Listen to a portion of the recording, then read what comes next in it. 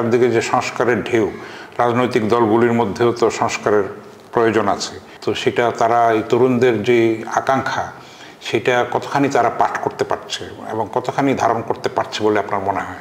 আমি এখন পর্যন্ত মনে করি যে তাদের কিছু ঘাটতি আছে।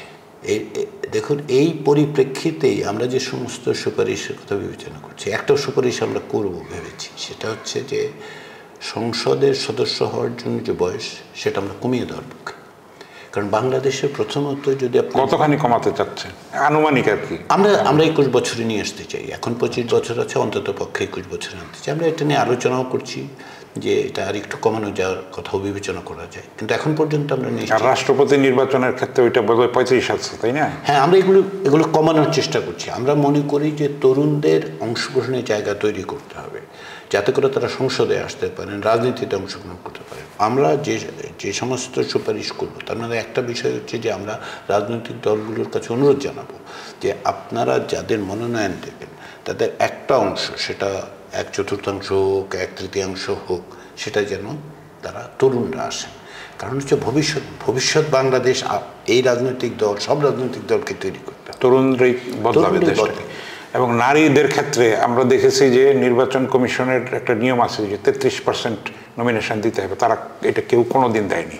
তো এইটাকে এনশিওর করার জন্য কি কি করা যেতে পারে? এর মধ্যে একটা জিনিস আমরা বিবেচনায় নিয়েছি, আমাদের যে সুপারিশমালা তার মধ্যে থাকবে, সেটা হচ্ছে যে আমরা সংসদে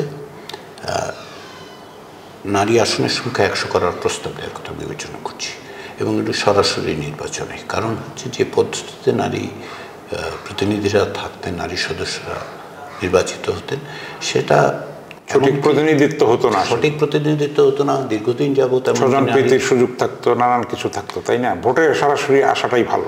আমরা তাই মনে করি। তাতে করে নারীদের প্রতিনিধিত্বই তৈরি হবে, এবং নারী প্রতিনিধি হিসেবে যারা সংরক্ষিত আসন তুলে দেওয়ার পক্ষে বলবো। আমরা সংরক্ষিত আসনের পক্ষে নই, এবং এটা আমাদের অবস্থান শুধু না, যেটা আমরা দেখতে পেয়েছি সেটা হচ্ছে আমরা যে অংশীজনদের সাথে কথা বলেছি তাদের এক বিশাল অংশ আমাদেরকে বলেছেন যে এই সুপারিশটা আপনারা করুন।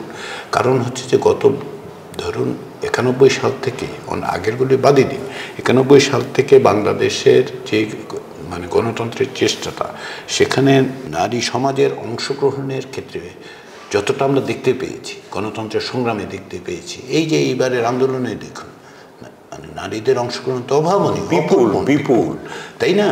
তো তাদের প্রতিনিধিত্ব কোথায়? তাদেরকে আপনি যে প্রক্রিয়ার মধ্যে প্রতিনিধিত্বের কথা বলছেন, এটা তো অ্যাসপিরেশনটা ফুলফিল করে না, বাস্তবতাকে রিফ্লেক্ট করে না। তাহলে আসুন আমরা চেষ্টা করি যাতে বাস্তবতাটা, তাদের সরাসরি প্রতিনিধিত্ব, যে রাস্তায় নেমে স্বৈরাচারের বিরুদ্ধে লড়াই করতে পারে, যে ভোট দিয়ে অন্যদের প্রতিনিধিত্ব নির্বাচন করতে পারে, তাহলে তার সরাসরি নির্বাচনের পথ কেন আমরা করব না? এখন আপনাদের যে প্রস্তাবনা আপনারা প্রায় তৈরি করে ফেলেছেন, এটার মৌল প্রবণতা যদি আমরা বলি মোটা দাগে 3-4টা বৈশিষ্ট্য, সেটাকে কি বলবেন? প্রথম কথা যেটা হচ্ছে নাগরিকের অধিকার সুরক্ষা করা। 2 নম্বর বিষয় যেটা আমরা নিশ্চিত করতে চাই, ক্ষমতার এককেন্দ্রীকরণ করার যাতে কোনো পথ না থাকে, যাতে জবাবদিহিতার ব্যবস্থা থাকে। এবং এই জবাবদিহিতার ব্যবস্থার ক্ষেত্রে তৃতীয় বিষয় সেটা হচ্ছে যে ক্ষমতাটার ভারসাম্য তৈরি করতে হবে। ক্ষমতার ভারসাম্য কেবলমাত্র ধরুন রাষ্ট্রপতি এবং প্রধানমন্ত্রীর ভারসাম্য নয়, প্রধানমন্ত্রীর এই ক্ষমতার অন্যত্র ভারসাম্য তৈরি করতে হবে, যেটা আমাদের আইনসভার মধ্যে থাকতে হবে। আমরা এই কারণে এটাও বিবেচনায় আছে আমাদের যে আসলে দ্বিকক্ষ বিশিষ্ট পার্লামেন্ট তৈরি করা, যাতে করে পরস্পরের মধ্যে এক ধরনের জবাবদিহিতা, এক ধরনের ব্যালেন্স হয়। প্রধানমন্ত্রীকে এই সমস্ত এবং সত্যিকারের বুদ্ধিবৃত্তিক নেতৃত্বের সঙ্গে একটা মিথস্ক্রিয়া যাতে হওয়ার সুযোগ যাতে তৈরি হয় অন্তত পক্ষে।